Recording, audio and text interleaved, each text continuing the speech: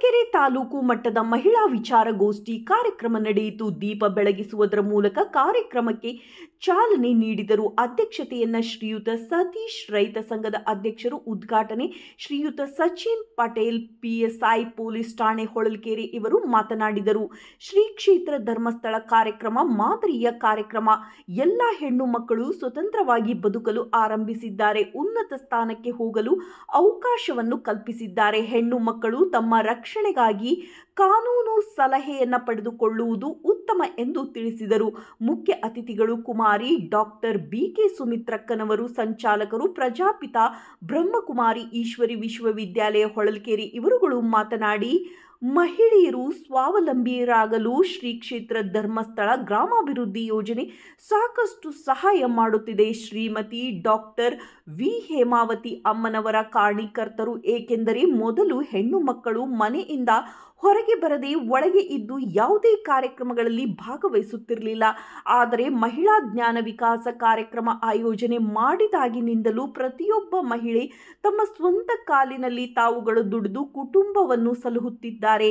ಪ್ರತಿ ತಿಂಗಳು ಕಾರ್ಯಕ್ರಮ ಮಾಡಿ ಸಂಪನ್ಮೂಲ ವ್ಯಕ್ತಿಗಳಿಂದ ಮಾಹಿತಿ ನೀಡುವುದರ ಮೂಲಕ ಅಭಿವೃದ್ಧಿ ಹೊಂದುತ್ತಿದ್ದಾರೆ. ಕೌಶಲ್ಯಾಭಿವೃದ್ಧಿ ತರಬೇತಿಗಳನ್ನು ಮಹಿಳಾ ಜ್ಞಾನ ವಿಕಾಸ ಕಾರ್ಯಕ್ರಮದಲ್ಲಿ ನಡೆಸುತ್ತಿದ್ದಾರೆ. ಶ್ರೀಮತಿ ರತ್ನ ಜ್ಞಾನ ವಿಕಾಸ ಯೋಜನಾಧಿಕಾರಿಗಳು, ಪ್ರಾದೇಶಿಕ ಕಚೇರಿ ಚಿತ್ರದುರ್ಗ. ಯೋಜನೆ ಬೆಳೆದು ಬಂದ ದಾರಿ, ಜ್ಞಾನ ವಿಕಾಸ ಕಾರ್ಯಕ್ರಮದಿಂದ ಮಹಿಳೆಯರು ಮಾಡಿದ ಕಾರ್ಯಕ್ರಮಗಳ ಬಗ್ಗೆ ಮಾಹಿತಿ ತಿಳಿಸಿದರು. ಯೋಜನೆಯ ಹಲವಾರು ಕಾರ್ಯಕ್ರಮಗಳು ಯಶಸ್ವಿಯಾಗಿರುವ ಮೂಲಕ ಡಾಕ್ಟರ್ D ಹೇಮಾವತಿ ಅಮ್ಮನವರ ಕನಸಿನ ಕೂಸು ಆಗಿರುವಂತಹ ಈ ಜ್ಞಾನ ವಿಕಾಸ ಕಾರ್ಯಕ್ರಮ ಮಹಿಳೆಯರ ಸಬಲೀಕರಣ ಮತ್ತು ಯಶಸ್ಸಿನ ಕಥೆಗಳು ಹೇಳುವುದರ ಮೂಲಕ ಮಾಹಿತಿ ನೀಡಿದರು. ಶ್ರೀಮತಿ ಚಂದ್ರಮ್ಮ C ನಿರ್ದೇಶಕರು, ಪ್ರಾಥಮಿಕ ಶಾಲಾ ಶಿಕ್ಷಣ ಸಂಘ ಹೊಳಲ್ಕೆರೆ, ಮಹಿಳೆಯರ ಆರ್ಥಿಕ ಸ್ವಾವಲಂಬನೆ ಹಾಗೂ ನಿರ್ವಹಣೆ ಮಾಡುವುದು ಹೇಗೆ ಎನ್ನುವುದರ ಮೂಲಕ ಮಾಹಿತಿ ನೀಡಿದರು.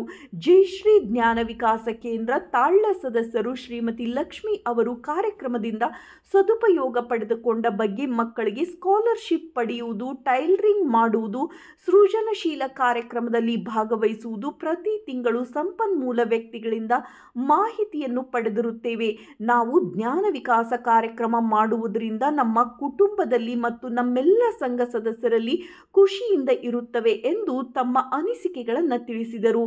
ರಂಗೋಲಿ ಸ್ಪರ್ಧೆ, ಲಿಂಬು ಚಮಚ ಸ್ಪರ್ಧೆ, ಕೆರೆ ದಡ ಸ್ಪರ್ಧೆ, ಹೂಗುಚ್ಛ ತಯಾರಿ ಸ್ಪರ್ಧೆ, ಆಹಾರ ಮೇಳ ಕಾರ್ಯಕ್ರಮ ಮಾಡಲಾಯಿತು. ಸ್ವ ಉದ್ಯೋಗದಿಂದ ತಯಾರಿಸಿದ ಸಲಕರಣೆಗಳನ್ನು ಪ್ರದರ್ಶನಕ್ಕೆ ಇಡಲಾಯಿತು. ಜ್ಞಾನ ವಿಕಾಸ ಕೇಂದ್ರದ ಸದಸ್ಯರಿಂದ ಸುಂದರ ಸಾಂಸ್ಕೃತಿಕ ಕಾರ್ಯಕ್ರಮಗಳು ಜರುಗಿದವು. ಜ್ಞಾನ ವಿಕಾಸ ಸಮನ್ವಯ ಅಧಿಕಾರಿ ಶ್ರೀಮತಿ ಗಂಗೂಬಾಯಿ, ತಾಲೂಕಾ ಗ್ರೂಪ್ ವಿಚಾರಣಾಕ್ಷಾಧಿಕಾರಿ ಶ್ರೀಮತಿ ಪವಿತ್ರ JVK, ಕಾರ್ಯಕ್ರಮದ ಸೇವಾ ಪ್ರತಿನಿಧಿಗಳು, JVK ಸಂಘದ ಸದಸ್ಯರು ಕಾರ್ಯಕ್ರಮದಲ್ಲಿ ಭಾಗವಹಿಸಿದರು. ವರದಿ K ನಾಗರಾಜ್. ಅಕ್ಕಪಕ್ಕಮನರಾಗಲಿ ಯಾರು ನಿಮಗೆ ಪರಿಚಯಸ್ಥರು ಯಾರು ಆಗಿದ್ರೆ 1930 ಕಾಲ್ ಮಾಡಕ್ಕೆ ಹೇಳ್ಬೇಕು, ಹೇಳ್ತೀರಾ? ಆಮೇಲೆ ಮಕ್ಕಳಿಗೆ ಆದಷ್ಟು ಮೊಬೈಲ್ ಯೂಸೇಜನ್ನು ಕಡಿಮೆ ಮಾಡಿಸ್ತು. ಮೊಬೈಲಿಂದ ಭಾಳಷ್ಟು ಜನ ಹಾಳಾಗ್ತಿದ್ದಾರೆ. ಯೂಸ್ ಮಾಡ್ಕೊಳ್ಳೋಕ್ಕಿಂತ ಮಿಸ್ಯೂಸ್ ಭಾಳ ಮಾಡ್ಕೊಳ್ತಿದ್ದಾರೆ. ಅದು ಭಾಳ ಸತಿ ಅನ್ಸುತ್ತೆ ನನಗೆ. ಒಂದು 50-60 ಕೇಸಸ್ ರಿಪೋರ್ಟ್ ಆಗಿದೆ ನಮ್ಮ ಮಿಸ್ಸಿಂಗ್ ಕೇಸಸ್. ಪಾಪ ಅವ್ರ ತಾಯಿಗಳು ಅಳ್ತಾ ನಿಂತಿರ್ತಾರೆ. ಅವರು ಮಕ್ಕಳು ಯಾರು ಮಾತು ಕೇಳ್ದಂಗೆ ಆಗ್ಬಿಟ್ಟಾರೆ. ಬರ್ತಾ ಎಲ್ಲ ಮೊಬೈಲು. ಈಗ ಫೇಸ್ಬುಕ್, ಮೂವೀಸ್ ಹಂಗೆ ಇದೆ, ಬರ್ತಾ ಹೀರೋ ಬರ್ತಾನೆ, JCB ಹೊಡಿತಾನೆ, JCB ಹಾಕೊಂಡು ಹೋಗುತ್ತೆ.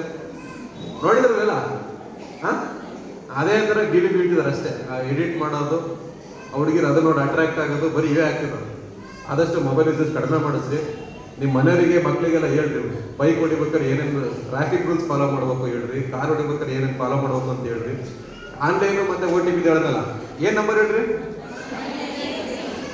ನಾನು 3ನೇ ಸತಿ ಕೇಳ್ತಿದ್ದೀನಿ ಇದನ್ನು, 1930. ಈ 4ನೇ ನಂಬರ್ ನೆನ್ಪಿಟ್ಕೊಳ್ಳಿ, ಲಕ್ಷಾಂತರ ರೂಪಾಯಿ ದುಡ್ಡು ಉಳಿಸ್ಕೊಬೋದು, ಮಿಸ್ ಆಗಿರೋದ್ರ ಸಮೇತ. ಹೇಳ್ತೀರಾ? ಮಕ್ಕಳಿಗೆ ಮೊಬೈಲ್ ಯೂಸೇಜ್ ಕಡಿಮೆ ಮಾಡಿಸ್ರಿ. ಆಗ್ಬೋದಾ?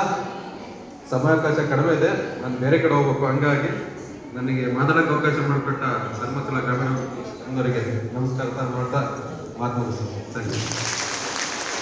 ಕೊಡ್ತಾ ಇದ್ದಾರೆ. ಮುಖ್ಯವಾಗಿ ಹೆಲ್ಮೆಟ್ ಬಳಕೆಯ ಬಗ್ಗೆ ನಮಗೆ ಹೇಳಿದರೆ, ಇವತ್ತು ಗ್ರಾಮಾಭಿವೃದ್ಧಿ ಯೋಜನೆ ನಮ್ಮೆಲ್ಲ ಕಾರ್ಯಕರ್ತರು ಹೆಲ್ಮೆಟ್ ಇಲ್ಲದೆ ಓಡಾಡೋದಿಲ್ಲ. ಚಿತ್ರದುರ್ಗದಲ್ಲಿ ಪೊಲೀಸ್ ಸ್ಟೇಷನ್ ಅಲ್ಲಿ